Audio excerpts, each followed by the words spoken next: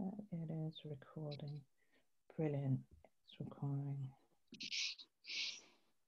Okay, welcome. Hello, everybody, and welcome to today's webinar, which is all about networking strategies for your career advancement.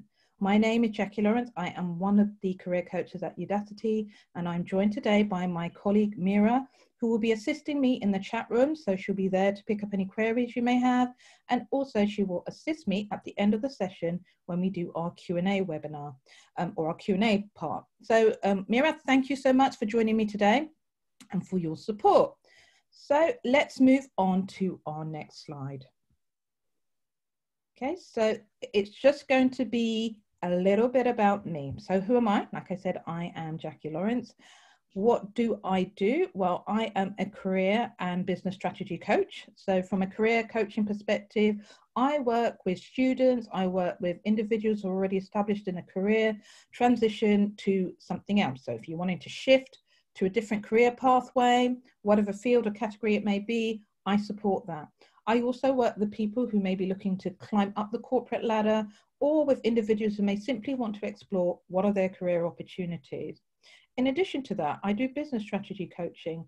This is where I work with individuals who may be sole traders, business owners, entrepreneurs, and I help them to build successful businesses by enabling them to create their visionary roadmap and bring it through to reality by identifying opportunities for growth and development, and then defining how are they going to get to where they are now to where they want to be.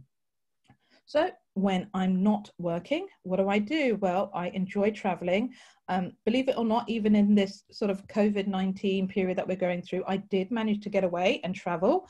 But I'm glad that that all went well. I'm back safely, glad to say that. It was a different traveling experience, but I'm still going to hold on to that. And I also do Korean yoga, and I really enjoy participating in charitable events. Okay, so let's move on to our next slide. And that is going to be telling you about what we are planning to cover today. Okay, so all it is that's next is really our agenda for the day. And we are Sorry, Jackie, to interrupt. Is everyone able to see the presentation? Just type yes in the chat, please.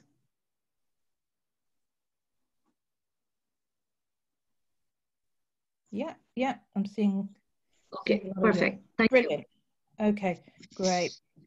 Okay, sorry everybody. Okay, let's move on to, that's it, slide 3. So this is just the topics we will go through today.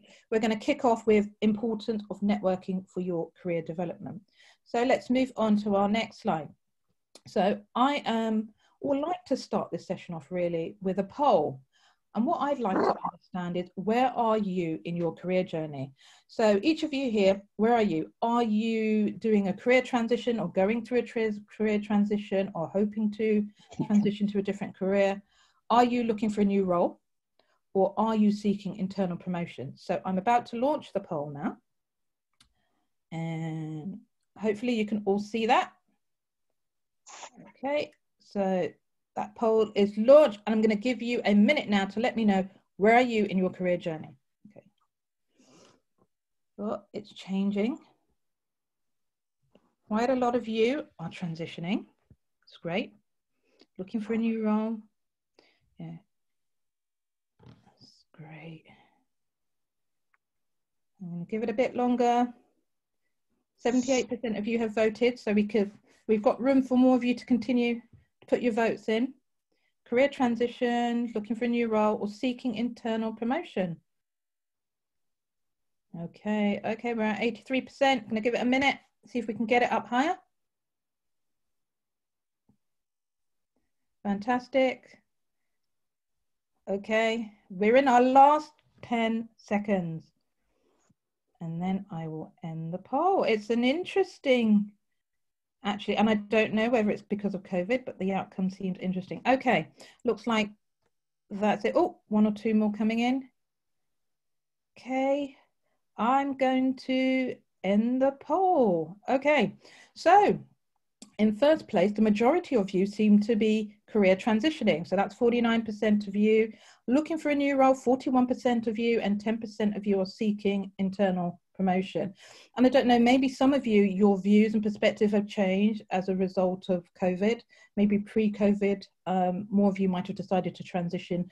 But I know and I can appreciate that some of you may have decided to stay put in your field and then are looking to transition. And the whole point of doing this is that your approach to networking will differ according to whether you're looking to transition into a new field, whether it's a new role, or whether you're seeking internal promotion. So as we go through this webinar, just bear that in mind, okay? You know, some bits are going to be more relevant for people looking for a new role, some bits are going to be more relevant for people doing an internal promotion, and some are going to be for transitioning. Okay, so let's end that poll, and we can now move on to our next slide. Okay, so moving on. So why don't we start by getting clear on what do we mean by networking? Well, networking is about establishing and nurturing long-term mutually beneficial relationships with people you meet. Another definition I came across, which I think sums it up pretty well, is from the author of Never Eat Alone, which is a networking book in itself. And the author is Keith Ferrazzi, and he defines it as today's most valuable currency is social capital, defined as the information, expertise, trust, and total value that exists in the relationships you have and social networks to which you belong. So given that networking is considered such a valuable currency, what is it about networking that puts people off? Well, some people say it's too time consuming. Maybe you don't feel comfortable talking to people you don't know. Maybe there's a fear of rejection. It could be that you don't want to tell other people your business. You may be just a case of you lack the understanding about how to network effectively. Or maybe you're an introvert and you feel uncomfortable about putting yourself out there. Do any of these reasonings sound familiar to you? Well, it is estimated that up to 80% of new job hires are in the hidden job market. What do I mean by that? Well, basically, 80% of new roles are never publicly advertised. Instead, they are either filled internally or through networking. So whilst networking may not be at the top of your agenda, if you want to get access to the hidden job market, particularly in this current environment where the number of roles advertised have been reduced and there are hardly any face-to-face meetings taking place, virtual networking is an area you need to give some priority to. So let's look at the next slide. And so moving on there, when you've got so many things to juggle, so you've got your work, your family commitments, keeping up with your nano degree, you're probably thinking, I don't have time for networking. Or if I'm going to be ploughing a lot of effort into this, what will I get in return? Well, here is just a couple of the benefits of effective networking. What will you get in return? Well, you can get access to skills and resources. A network which includes people with a range of skills and expertise enables you to exchange your information in return for their expertise. It can help you boost your career. More jobs, like I said, are filled through networking than advertising. So networking provides referral opportunities. It can help you to stay on top of the latest trends in your industry. So I'm sure you've had occasions, particularly pre-COVID, where you might have gone to face-to-face networking, talked to somebody in your industry or an industry you want to move into, and they've mentioned something totally new that you haven't heard of before that's trending, right? So these are some of the benefits. It can help you improve job performance. The more people you know in your organization, the more people or experts you can call upon when you need to get something done or if something goes wrong. It enables you to meet prospective mentors, employers, partners, or clients for your business. Moving on to the next slide, just two more benefits to add. It can give you enhanced visibility. So it can be really easy to be overlooked for promotions or new job opportunities. Networking ensures that you stay visible to people both inside your organization and outside your organization. It can help you to gain access to resources and companies that can help foster your career development. So just moving on to the next slide, I'd like you to share your thoughts. So just share your thoughts on what do you struggle with when it comes to networking. So what exactly is it that you struggle with when it comes to networking? Can you just type your comments in the chat below and me and Mira will take a look at them. So what is it that you struggle with? Can you pinpoint it? Let's have a look. Yeah. Ignored. Referrals, yeah. Breaking the ice, definitely. We're going to be covering breaking the ice. Where to go to network, yeah. Feeling like you don't have anything interesting to say. Breaking the ice is coming up a couple of times. Not knowing what to talk about. Yeah, and I can totally understand. So many of these points we're actually going to touch as we go through the webinar. And so it's great that you're all mentioning these, because it means that hopefully you should get a lot of helpful points out of this. Yeah, I can see people are still commenting. That's absolutely great. Thank you. The right group of people. That's great. Not knowing how to proceed, how to reconnect with former colleagues. Okay, great. These are all helpful. All right. Okay, so let's move on so that you can find out more about what you can do and the steps that you can take. So moving on to our next slide, and that's going to be all about cultivating a mindset for networking. So whether you're looking to transition to a different career or an internal promotion or applying for a new job in your current field of work, you really need to cultivate your mindset for networking.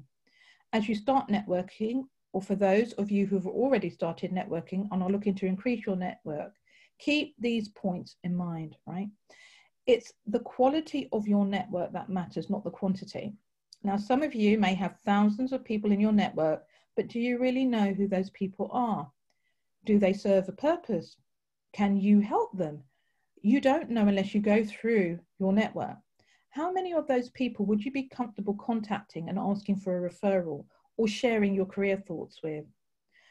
Also, don't wait until you're about to start applying for a job or going for that internal promotion before you start networking.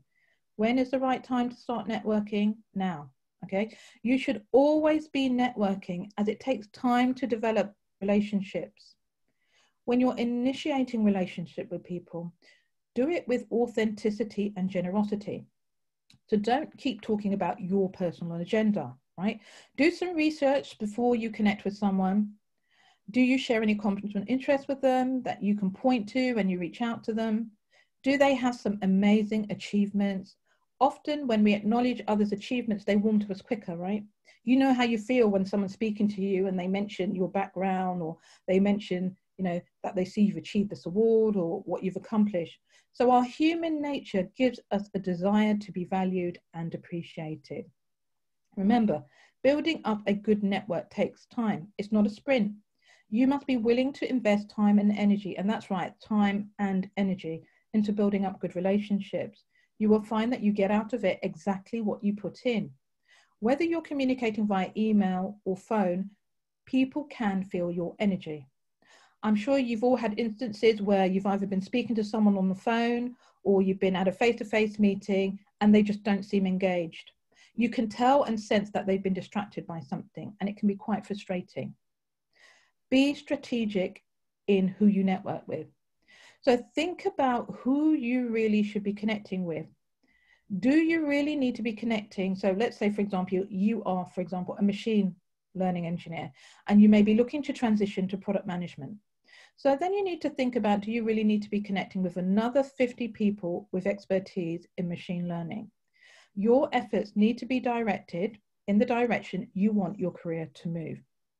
Remember, networking is a two-way process. Be willing to pay it forward. What does that mean? So some of you may have heard about the pay it forward concept. So do a good deed for someone else, and then they will feel inspired to do a good deed for another person, and so forth and so forth. So sometimes you may find yourself in the position where you can provide some value to the other person first. If you do, don't hold back. The value you get back may not come directly from that individual, but they may refer you to someone else who opens the door for you. So moving on to our next slide, we have another poll for you. And this poll is about, where do you go to meet new connections? So I'm interested to understand, which platform do you go to meet your new or find new connections? And this is really in the context of work as opposed to, or your career development as opposed to personal. So I'm about to launch this second poll.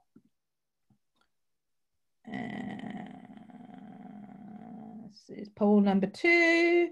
Here it goes. So Do you go on LinkedIn, Facebook, Slack, other professional networking groups, or is it a case that you haven't done any networking yet because you're not sure where to go or how to go about it? Okay, so where do you go to find new connections? Okay, it's interesting. Bit of variety. Oh, interesting. Okay. Okay, we're doing well. We've got 75% of the votes in. Brilliant. Okay. All right, good. Doing well on this one. Wow. Okay, I'm going to give it about another 15 seconds. We're at 82%, so we're almost there. We can get it a bit higher. That'd be great. Okay. Brilliant. Okay, that it. We're at 80. Jackie, is this a multi-choice question one of the students is asking, or have you kept it as a single choice question? I've kept it as a single choice. I know some of you may have actually, and I should have clarified that, some of you may have actually used more than one platform, but what's your preferred choice? So what's your number one choice that you tend to go to first when you're looking for connections in order to increase your professional network? Okay, all right. Jackie, one of the students has asked whether they can also see the results. I think usually it comes up for the students and they are able to see the results. Yeah, but today when I'm not able to see the results, oh, I don't know it's not visible. So maybe some tech issue. Yeah. It might be, yeah, sorry about that. Normally you can see the results. I'm not sure why it's not showing today. Let's see if it does show this time round, okay? All right, so 3 more seconds and I'm going to end it because we're at 90%, I think, 86%. All right, let's end this poll. So you guys, hopefully, let me know if you can see these results. Okay, I'm gonna share the results. Can you guys see that? So at number one, yes, brilliant. Okay, so where do you find you can? Number one is LinkedIn, right? Followed by, I haven't done any networking. So 20%, 21% of you haven't done any networking. Then about 8% of you have gone via professional networking groups, 3% Slack. Nobody has put Facebook. That is very interesting. There are a lot of groups on Facebook, funny enough, and it's interesting. I'm going to stop sharing the results. There is no wrong or right answer, okay? This is all about preference. The different platforms have a different culture. LinkedIn is often referred to and known as the professional platform. Facebook has a number of interesting groups, and some people may find that actually the personality of the individuals who are in the groups on Facebook are very different from LinkedIn. So I know in my experience in terms of joining groups on both platforms, I have found that people on Facebook, in Facebook groups, are much more helpful in terms of people will express their vulnerabilities and say, I need help in this area, or how do you do that, and how do you do this? And you will find that 20 or plus comments or people come forward with views. I just find on LinkedIn, people are a bit more closed in terms of sharing their views and their opinions. They're much more guarded. Slack, again, has a different culture. So do try, don't be scared to try the different groups to see which ones work best for you for different things. Great. All right, everyone, thank you very much for your participation in that poll. And now we can move on to our next slide. And so I've got to talk to you now about formulating your networking strategies. So before you start connecting with people, think about what it is that you hope to achieve from networking. Is it information? Is it advice? Are you looking for a referral or job leads? What is it that you're planning to do, right? Is your aim and goal to transition to a different career? Are you looking to get a job at your ideal company? So you've got a target company. Whichever it is that you're planning to do, start mapping out your network. So this is about going through your current list of contacts on LinkedIn, on Facebook, or professional networks in your iPhone or your whichever type of phone that you have, your Samsung, your Galaxy, whatever, voluntary groups, and categorize them. And literally, I mean, categorize them in terms of what profession are people in, where do they work?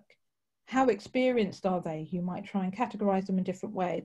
I've got a particular template that I like to do, a framework, and I'm going to share that with you on the next slide. so that you can see and get a better feel and example for what I mean by mapping out your network. So here's an example of a network mapping table.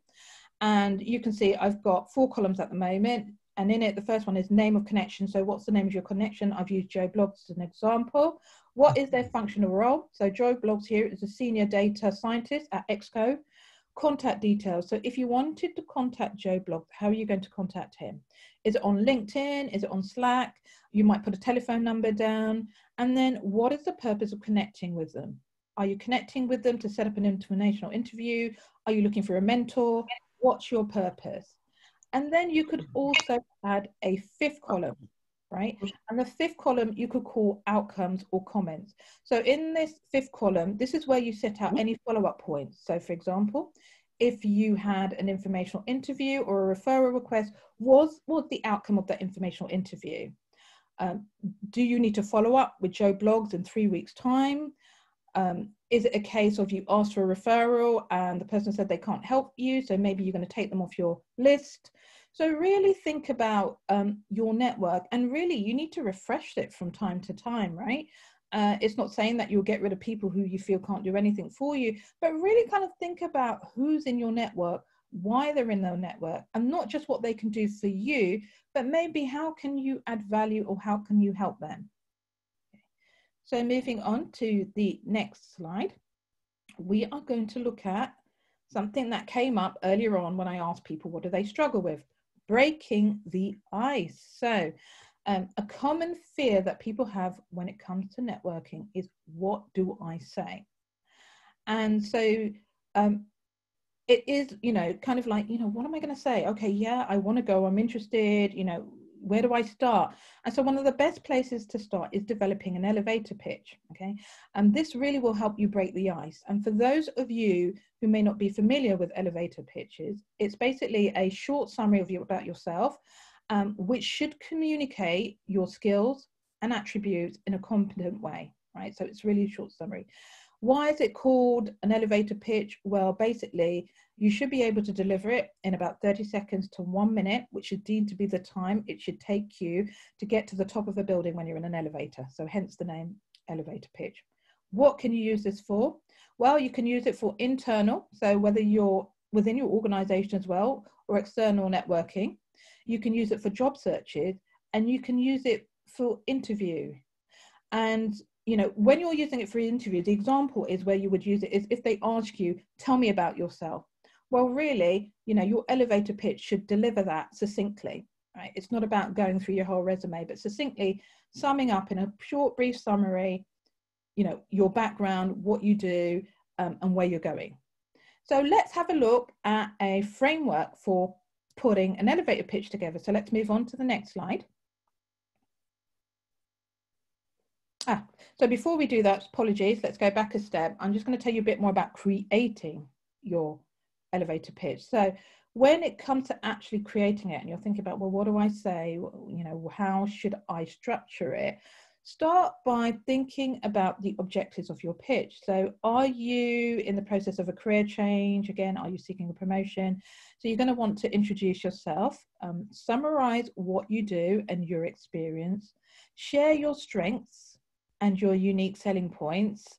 And when you're doing this, when you're sharing your strengths or your unique selling point, this is where you need to make your connection. So this is where you want to connect what you do or what you want to do to what the person you're speaking to does. So for example, maybe you're transitioning to digital marketing and the person you're speaking to is a manager at an advertising agency. So there you go. You've now connected to that person.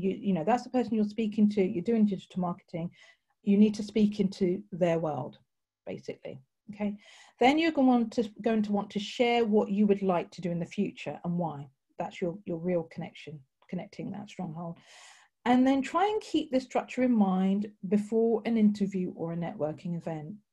And practice. So your pitch is going to be evolving. It's not going to be static. As you go through experiences and as you continue your studies and your thoughts change about what you want to do and what industry you want to work in, you'll find that it evolves. So you're going to need to refine it, practice it, and turn it into a conversation. Let it flow, right? It should flow. Okay. The other thing I would just say is avoid including things like hobbies, interests, cliche words. Keep it simple, right? Don't start using really technical jargon, and also avoid anything too personal. Speak naturally, slow it down, use plain language, and like I say, not lots of tech jargon, and express confidence, right? Unless you're able to express confidence when you're delivering your pitch, it loses its effectiveness, which is why it's important to practice it. Yeah, you want to deliver it confidently. Okay, so let's move on to the next slide. And this is where I've got the elevator pitch framework. So as you can see, the first bit is about who are you? Hi, my name is, and yes, you do need to say who you are. What's your background?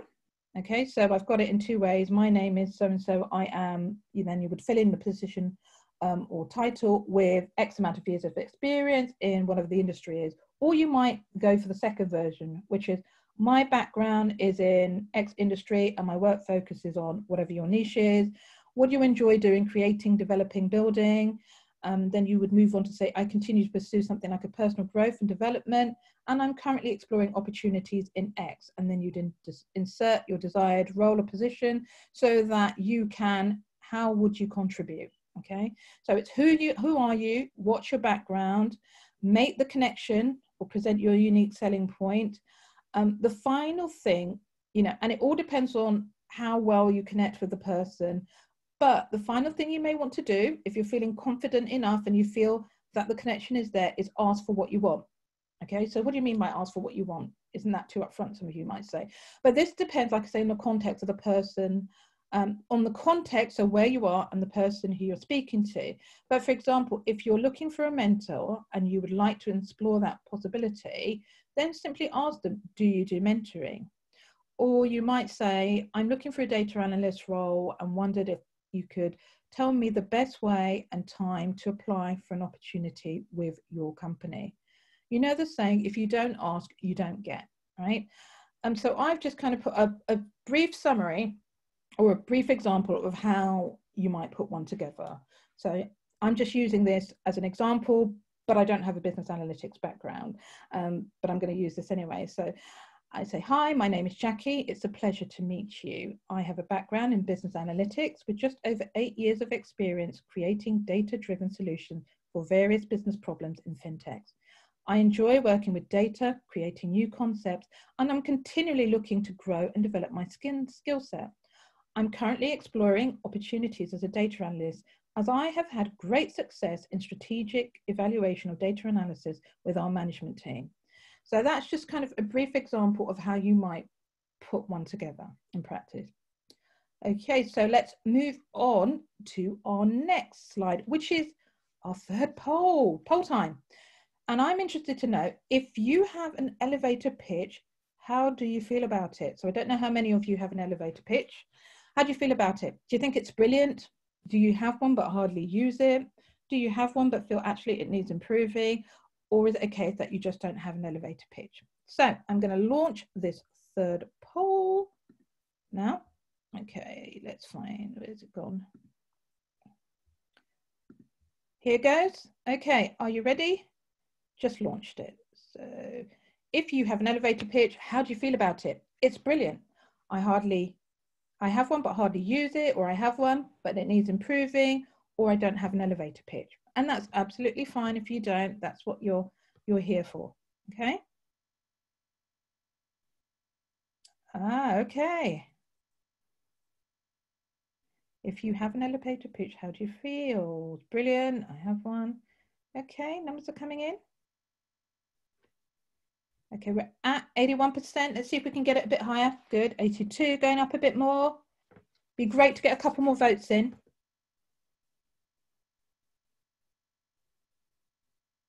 Yeah, okay. 82, can we get it a bit higher? Bit more, bit more. I'm going to give it 11 more seconds. We're coming up to 1 minute. And 1 minute. Okay. Let's end this poll. Okay. All right, so the results are in, and interesting enough, I shall share the results with you guys. You will see 48% of you have voted that you don't have an elevator pitch. Absolutely fine. So you're here for to have a framework to start working on one. 34% actually have one, which is great, but you acknowledge that it needs improving. You know, and by all means, you know, you can work on it. Of course, you can also book a session with a career coach to work on yours. 16% of you actually have one, but hardly use it. And 2% of you think it's brilliant. Well, that's great. If you think it's brilliant, fantastic. But I can see that a lot of you don't have one. So that will probably be something that you really need to think about putting together. And those of you who have one but need to improve it will probably have to schedule time to work on it. And also those of you who have one but hardly use it, think about now the context in which you can start using it. Okay. Okay. Now I've closed that. Okay, so let's move on to the next slide. Okay. So as we said, your professional network can help you find jobs and unlock new opportunities, right? So this is really going to be a case of focusing now on where you can network. And I have chosen at the moment, just for this purpose is, I know there are many networking platforms, but for the purpose of this webinar, I'm going to focus on LinkedIn. And I know a lot of you network principally on LinkedIn. So when it comes to building up your network on LinkedIn, your professional network, as we said, can help you find jobs and unlock new opportunities. So if you're just starting to network on LinkedIn, start by connecting with people you know. So friends, family, colleagues, then reconnect with people you haven't spoken to in a while. So when you're connecting and reconnecting, particularly with people you haven't spoken to in a while, send a personalized message, okay? Personalize it, right? Where do you meet them from? Where do you know them from? You know, and you might want to say, hey, I've just started really networking on LinkedIn. I'm looking to reconnect with people I worked with in the past, or make that connection. How do you know them? Where do you know them from? Okay. And just reach out to people on a personal basis. A lot of people just sent blank connection requests, and you know that doesn't make you very memorable. So that's why you really want to personalize it. Be visible. Okay. So as your confidence creeps up on LinkedIn and you get your confidence up, share insights, your experiences, your ideas. Some of you I know already write blogs, and some of you put them on Medium, but think about sharing them on other platforms where you engage with people. Those of you who are going through a career transition or a career change, connect with people who work in the industry you want to transition to. So you will probably most likely have a lot of people in your network already who are in your current industry. And that's not going to help you make that transition. So now you need to start reaching out to people in the industry that you want to work in. And as I mentioned before, you want to send a personalized connect request. And also one of the things you can do, if you haven't already done so, is join LinkedIn groups that cover your field of interest. So there are a number of groups on LinkedIn, tech focused and otherwise. Some will focus principally on data science, some may focus on machine learning, front-end development. Find a group for you, and I'm going to talk about and show you how to do that search on LinkedIn in a slide coming up. So let's just move on to the next slide. And again, we're still talking about building up your network on LinkedIn. So if you, sorry, just move on to the next slide. So just making sure we are now on searching for groups to join. Okay, so just talking about the group thing, you all know what you're doing, what you're studying. And so in this example, you'll see a screenshot from LinkedIn. So this is my LinkedIn page. And I've done a search for product manager groups, right? So product managers. So I've basically gone into the search field on LinkedIn. I've typed in product manager. And what happens is you will get a drop down. So when you type in your area of interest, a list will drop down with the options by which you can search for a group. You click on groups, so it will give you people, groups, it will give you other options. You click on groups, and it then gives you a list of groups you could potentially join. And you can see here, it's got sort of PM community, the accidental product manager. You can also see the number of members in each of these groups. And so take some time when you're looking for groups to join, particularly if you're transitioning, because the value of being in these groups means that it's a good way for you to start growing your network with other people who are already working in your industry, either well established at mid-level, junior, or also aspiring to get into it. Okay, and you can also get lots of learnings from these groups. Some of these groups are very fast moving. So some of you who may have joined groups may find that actually, yeah, there's a lot going on in the groups. Some of the groups may be a bit stagnant. So you might find nothing happens for like a week or 2 weeks or 3 weeks, and then suddenly there might be a burst of activity. So choose your groups wisely, and you won't know until you're in a group, and there's nothing that restricts you from joining a number of groups, so there's no real restriction. So have a look, click on the link, see what they say about the groups, and then all you need to do is submit a request to join, and normally you hear back from the administrator in a couple of days, depending on who the administrator is and how busy they are. When you're in the group, do not feel obliged that you have to comment, you have to like things, but it does actually help in terms of forming relationships, that if you see someone that you want to connect with, then obviously you reach out, you connect with them, you send them a personalized request, introducing who you are, explaining that you've recently transitioned into that particular field, or you're aspiring or looking to transition into that field, and that you're building up your network of professionals in that area. That makes you a lot more memorable. So I often say to my students, if I'm receiving 10 or 12 connect requests each day and they're blank, the ones that are going to stand out for me are the 1 or 2 people who take the time and effort to personalize it, because it then makes me feel that they've taken the time and effort to really look at what I do and really try to make that connection with them in terms of, do you share similar interests? So that's one way of searching. The other way you can do the search, so if you move on to the next slide, some of you will have a list of companies that you know you would like to work for. So you already know the industry that you want to work for. And in this example, you'll see that this is a screenshot from Netflix's LinkedIn page. And the difference with that is, if, for example, you were thinking, well, I really love to work for Netflix, I'd like to connect with some people at Netflix.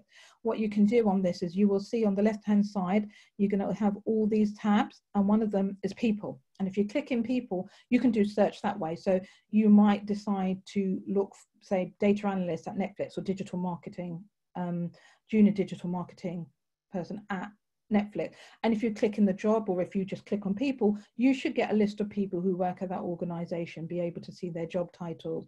So that's another way of connecting with people via LinkedIn, and using LinkedIn as a connecting tool for networking. So let's just move on to the next slide. So virtual networking. So this is obviously our new world now. So COVID-19 has significantly impacted the way we do many things, and one of which is events. Virtual networking meetings have become a very common replacement for face-to-face networking events.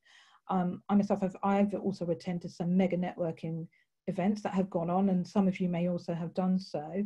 So if you're attending one, have a game plan. So what do I mean by that? Well, having a game plan is sort of, don't just go there and sort of think, well, I'll see what's going on. Go there with a plan in mind. So how many people do you want to connect with, right?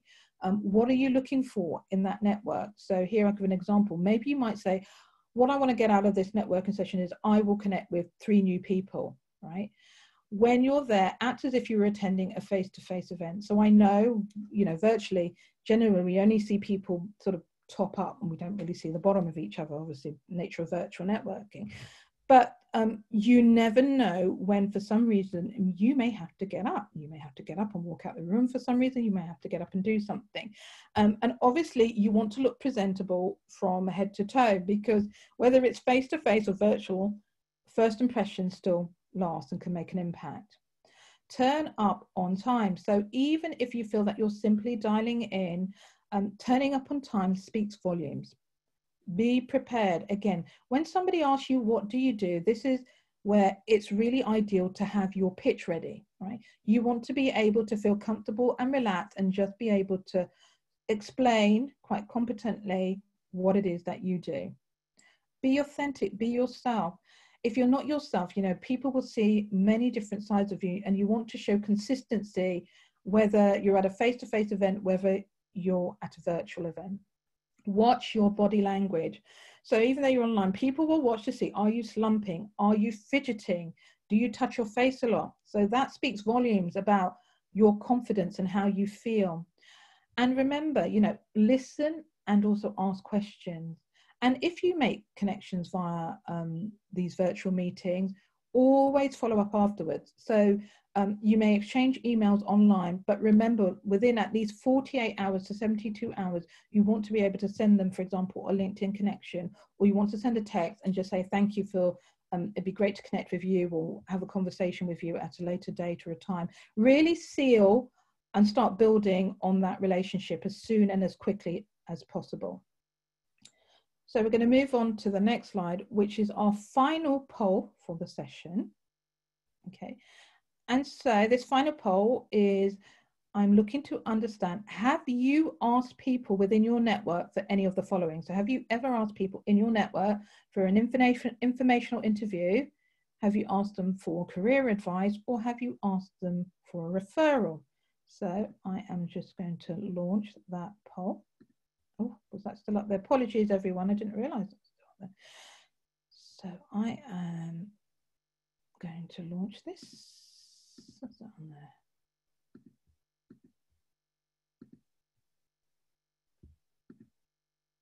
Last poll.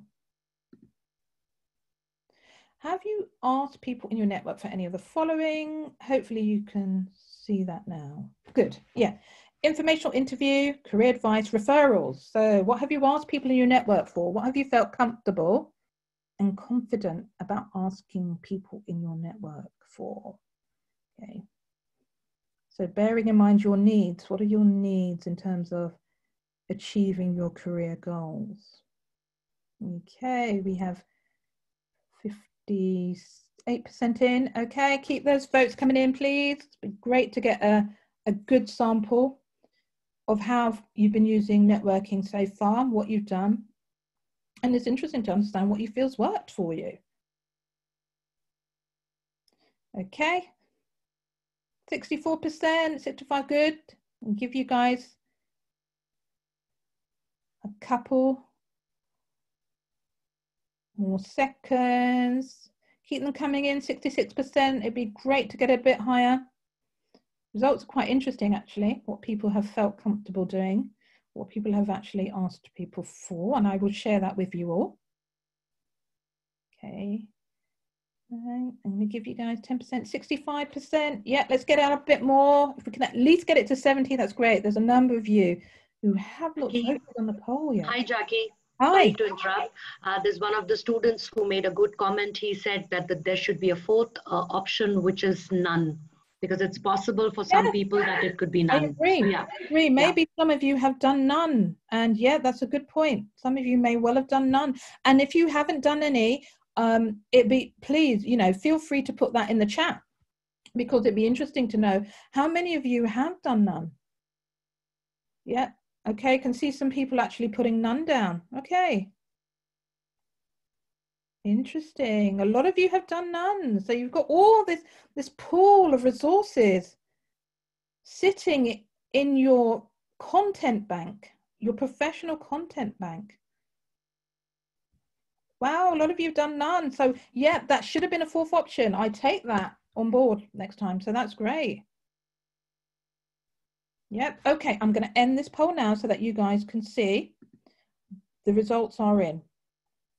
Okay, and I'm going to share so you can see. So with those of you who have voted and who have actually reached out to people in your network, 52% have actually reached out for career advice, 23% have reached out for referrals, and 15% for informational interviews. And it's quite interesting how many of you have actually reached out for career advice but not gone the next step of asking for an informational interview or a referral.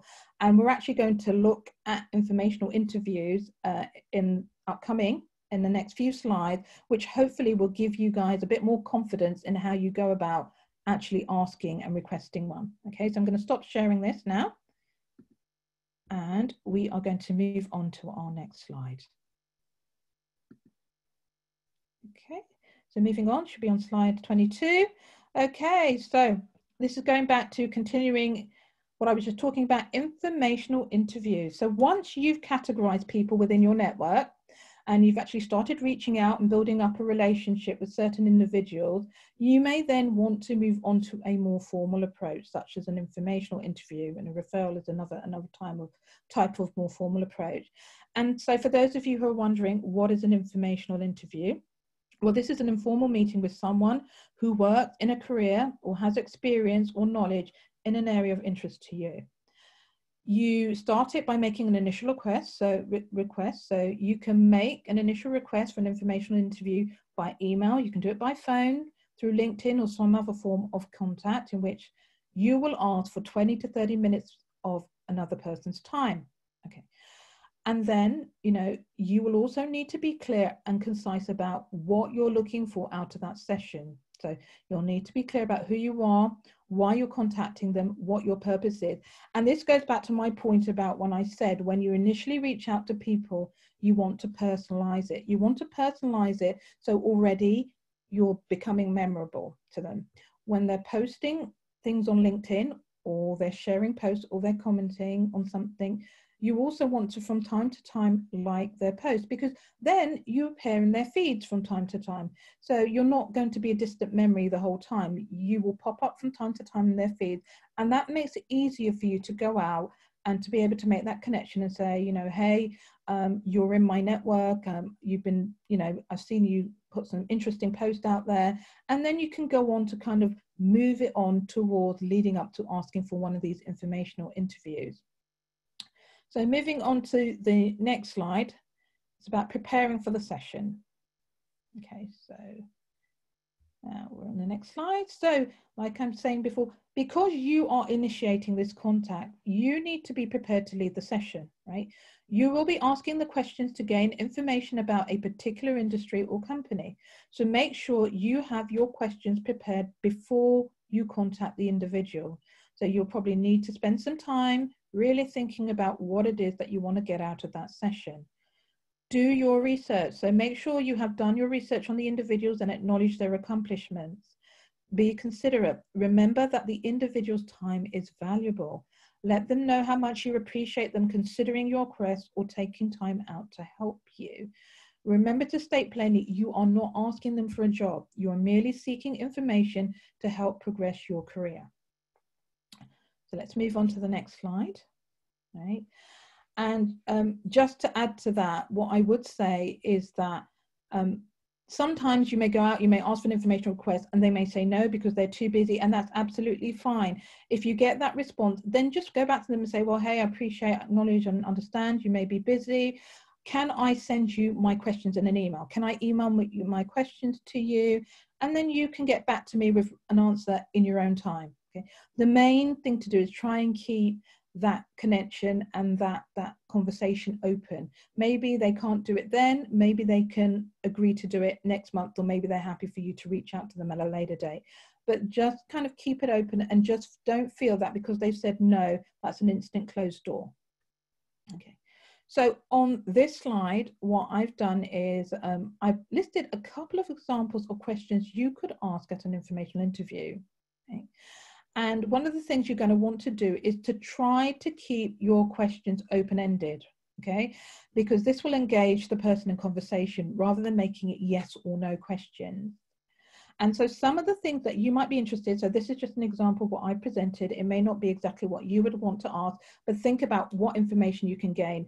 And remember, the advantage of these informational interviews is that it allows you, enables you to gather and gain data from that person or about an organization that you cannot find anywhere else. You cannot find it out on the internet. If you do some research about the company, you can't find it on their website. This is, really insight data, which you can take away, and then you need to decide what you want to do with it. Maybe not everything that they say you will find value in, but you have that pool of information that you can decide, maybe this will help me for an upcoming interview, which may be at their organization or for other upcoming interviews in that field. So let's just take a look at some of these questions quickly, because I know time is going. So you might want to ask about their background and how they came to hold their current position. You may want to question what general skills are required in this line of work. What are some of the challenges of your job or your organization is facing? You may want to ask them, what does their typical day look like? What do their day-to-day responsibilities involve? For example, you may want to ask them, what kind of decision-making do they do or they participate in? Things like, what skills do their company value, or what's valuable to their company at the moment? Again, I put, what skills, attributes, and abilities are essential for success in this job or field. And you may want to go a step further and be futuristic thinking. How do they think that the job that they're doing will change in the next 5 years?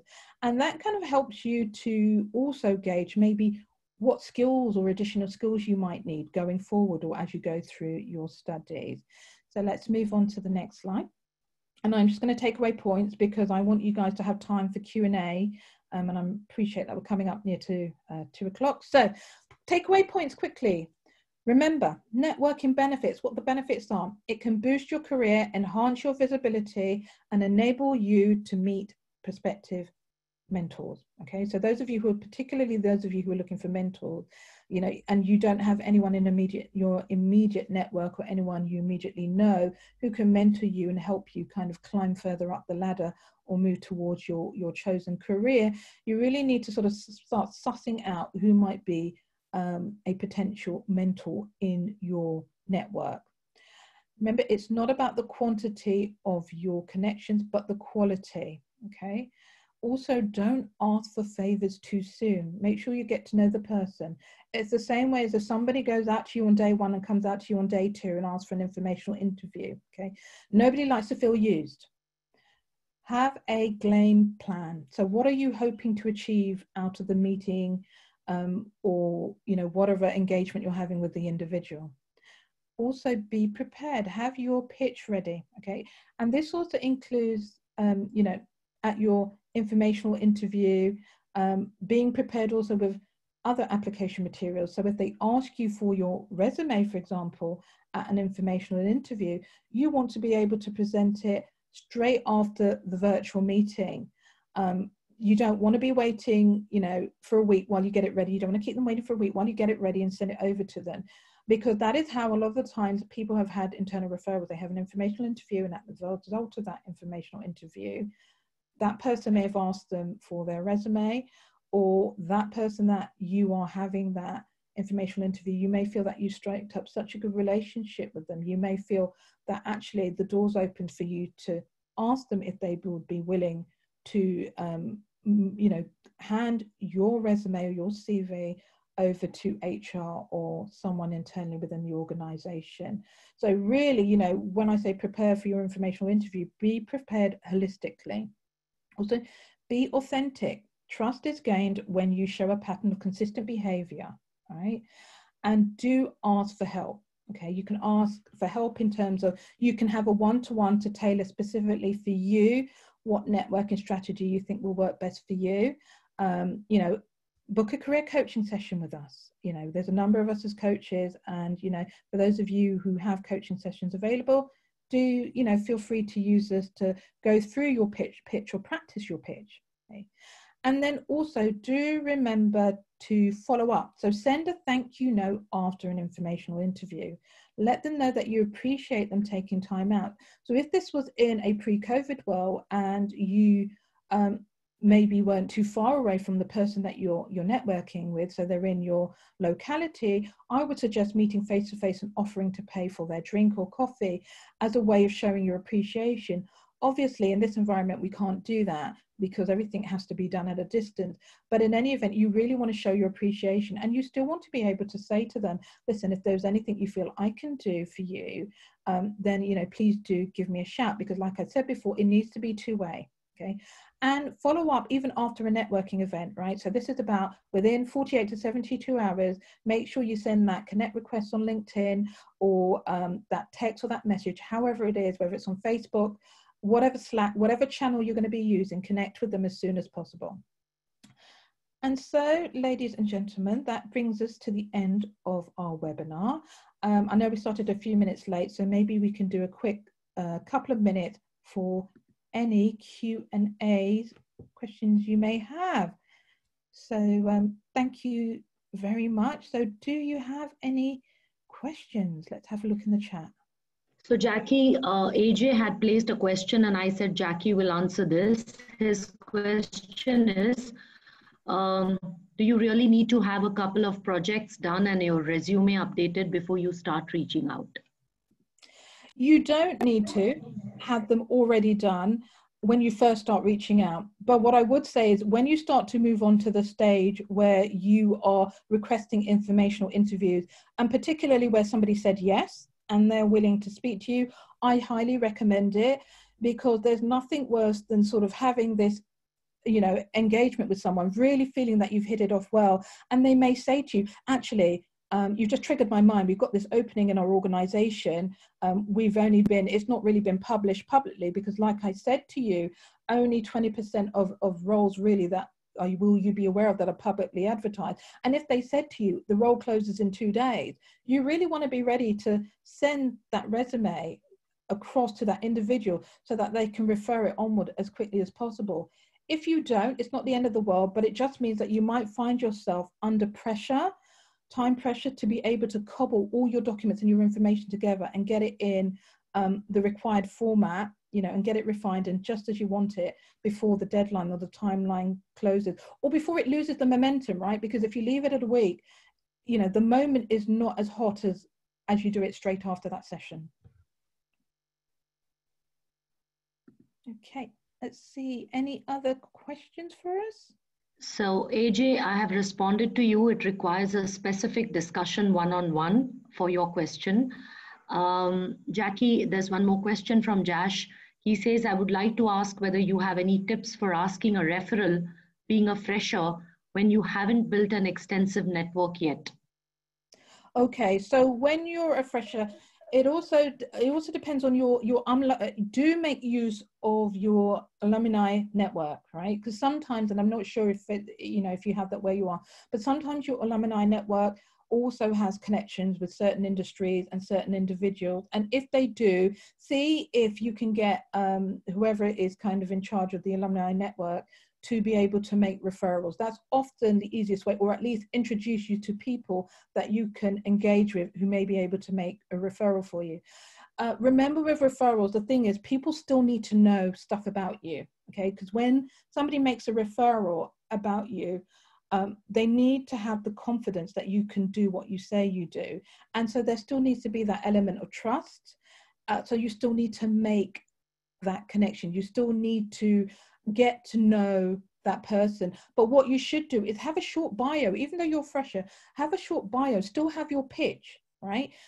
You know what you want to do, you know where you want to go. Make use of your alumni network, right? Some universities will have a LinkedIn one, some will have a Facebook one, some will have both, or Slack one, and really reach out to also other people who are in a similar position with you, so that also you can have sort of that peer accountability where you can both work together and practice your pitch, so you feel confident in reaching out to people that your university or your institution are affiliated with. So you're going to want to first reach out to people they're affiliated with, because when you connect with people in that organization, you can mention your university, and of course it will already spark oh yeah, we know that institution, you're a fresher from there, okay, great. So you've already got that initial connection, and it should make it a bit easier for the conversations to start flowing and for you to be able to just talk about yourself, what you do, and where you want to go. So I hope that helps.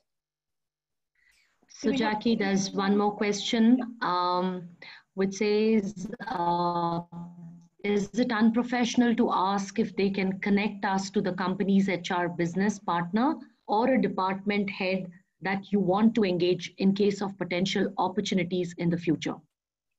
So again, it isn't necessarily unprofessional, but it depends on how well, so this goes back to my point of feeling people's energy and their vibe and understanding how well you connect with them.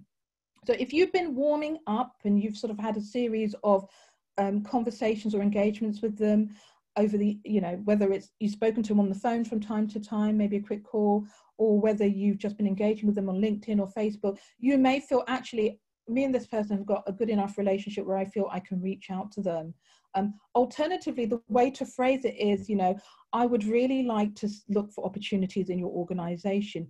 Could you tell me who the best person would be for me to, you know, forward or send my resume to in your company? That opens the door for them to decide whether or not to say to you, please, oh, just send it to me and I'll forward it internally. Okay, so you've left it open. So either they can come back to you and say, well, yeah, I can give you a name, and then you go off and do it, or they might offer to do it yourself. So rather than saying to them, can you pass this on, leave it open and say, this is what you'd like to do. You'd like to apply for their organization. You're wondering if there are any opportunities that might be suitable. You may be a suitable fit, and you're just wondering who the best person is to apply to and when the best time is to reach out to them. Okay. So Jackie, we do have questions that are going on coming in. And I think the time is up. In case you have time, we could pick up just one more question, and then the students could come on the Students Hub during the hotline chat session, and they could place their questions, and the coaches who are online will be more than happy to answer them.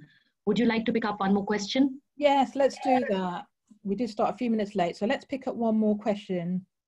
So Lourdes is asking how to connect without experience in the field I am transiting. Mine is artificial intelligence. Okay, so this is where it's really good for you to join some of the groups. So this is my point about going onto LinkedIn and joining groups. And people are often, you know, when you join the network group, so there are a lot of artificial intelligence groups on LinkedIn that you could join. And this is going to be about you then looking at people who have posted comments or just going through and identifying people that you think would be really helpful to you to connect to. So when obviously you click on their names, you can look at their profile, right? So one of the best ways for you to start off is, rather than going straight for someone senior, you may want to connect with somebody who's more junior, okay? Or somebody who, when you click on their profile, you can see that they've made a transition. Why? Because they're probably more likely to help you. They will understand what you're going through and the fact that you're just gaining that experience and trying to transition yourself. And they're more likely to kind of see that connection and want to also help out and reach out and help you. And this goes to the point of making that personalized message, that personalized connect request. And at that first connect request, that is where you're going to mention, listen, I've just, you know, I'm working into transitioning into this area. I'm building up my experience. I'm building up my project experience. I'm studying whatever it is. And then you make the connection with them. I've noticed that you've recently started working in this field from this day. Just wondered if you could share your experience of how you managed to make that transition. So it's making that connection. If you look back, for example, and you may find that, okay, you don't have an experience, but you may see something in common. So maybe they're at Udacity as well. Then you can kind of pull that out and say, hey, I noticed that you studied at Udacity too. I'm currently, you know, in this field and I'm making the same transition. Would it be possible for you to share some tips? So even if you don't want to set up an informational interview with them, you can always ask them to share some tips. Maybe they can share some helpful trends or some podcasts or some blog that they think that will help you to, or refer you, even say, or is there someone you feel that you can refer me to that can give me further guidance or advice? And just really start it off that way. Don't try and make big leaps or big steps, little steps to begin with. So, you know, and, you know, like Mira was just saying, I mean, me and Mira both have our student hub hour, our hotline hour tomorrow rather than today. But, you know, like Mira was saying, any of the coaches can still pick up your queries.